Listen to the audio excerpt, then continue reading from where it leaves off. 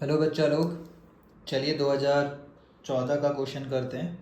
More than one correct है फिर से, जेई एडवांस थर्मोडाइनमिक्स। और ये वाला क्वेश्चन आपका पूरा कॉन्सेप्ट चेक कर लेगा और रिवाइज भी करा देगा। तो एक आइडियल गैस है in a thermally insulated vessel. Thermally insulated vessel मतलब ही सुनते साथ क्या हो गया कि भाई साहब Q इक्वल टू ज़ीरो, ना हीट अंदर आएगा ना बाहर जाएगा। ठीक है। At internal pressure P1, volume V1, absolute temperature T1, expand irreversibly। अच्छा जी, रिवर्सिबल नहीं है, कैसा एक्सपेंशन है? इरिवर्सिबल। कीवर्ड्स दिमाग में रखना है। तो इससे पता चला था एडियाबैटिक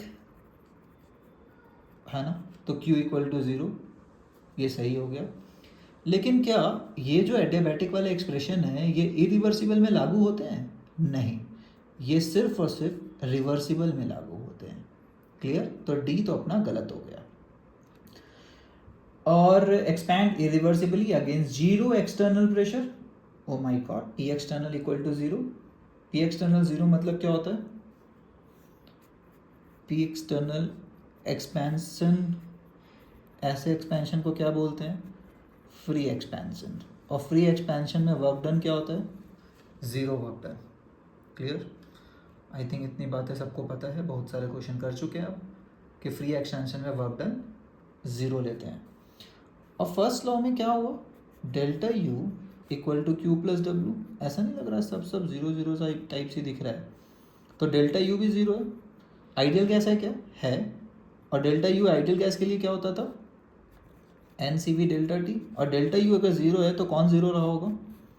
एन तो हो नहीं सकता, सी वी हो नहीं सकता, तो कौन हुआ? Delta T. तो क्या T two minus T one zero हुआ? क्या T two equal to T one हुआ? हुआ। तो ये क्या हो गया? ट्रू, है ना। The final internal pressure, volume and absolute temperature of the gas भी दिया हुआ है। तो फॉर दिस एक्सपेंशन कौन कौन सा आपको लग रहा है सही है? ठीक है।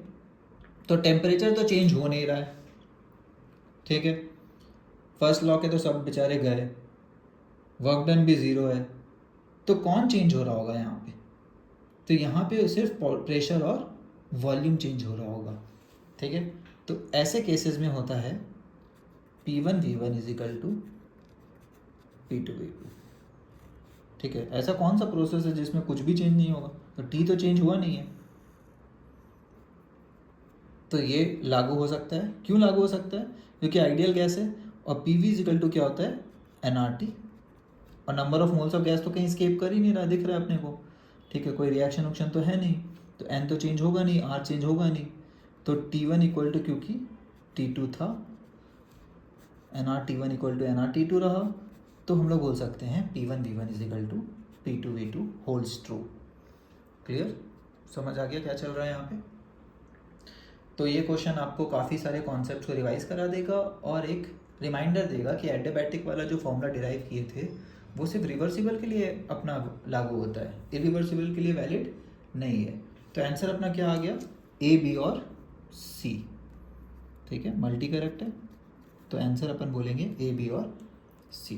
ठीक है, चलिए bye everybody, thanks for watching.